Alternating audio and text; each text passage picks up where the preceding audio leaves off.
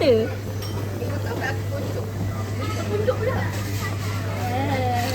Nina, bukan Nina.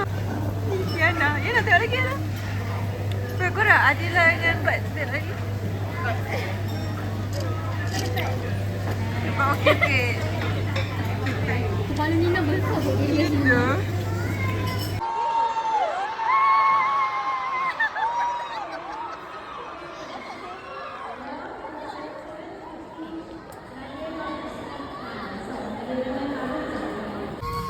Jom buat apa? Bila.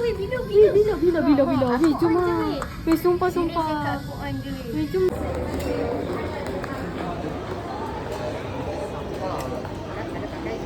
So, ini Smart Textile Dia UV protection. Tak, sebenarnya payung apa pun kau beli, kalau kau tutup muka kau, tak kena. Betul lah.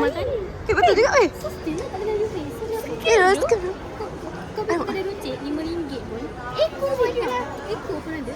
Tak kena matahari kalau kau tutup muka kau. Aku hampir beli tu. Aku niat aku nak pakai setiap masa tu.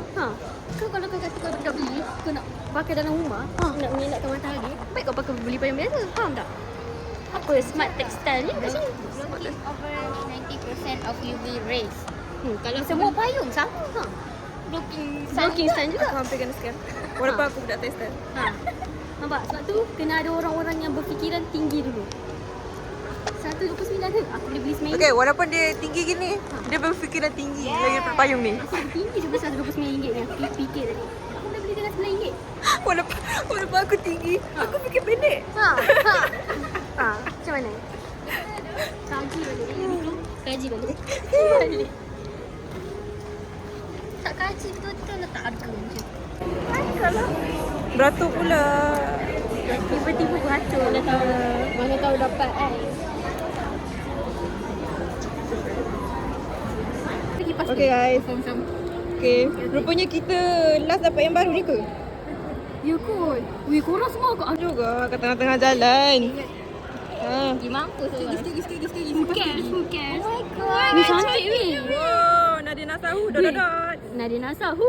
Nadia Weh, super cantik. Okay, kita tengok budak textile buat research. Kita buat Ni dalam ni.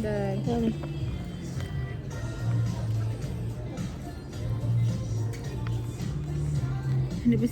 Di situ ada mesin ke? Belum.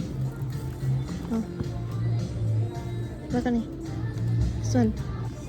Polyester, 100% polyester, okey. Sebab Ni- kita tahu ni 100%. Ni Kalau polyester. online belum tentu Ni polyester ke? Are you sure 100% Yes. polyester? This one kind dia memang polyester. Yang ni cotton tapi dia bukan full cotton. Cuba tengok. Kalau ni? Yang ni polyester juga. Oh yes. Asal macam lain? Oh sama. Yang ni khusus. Bukan 100% tu. Kau tengok.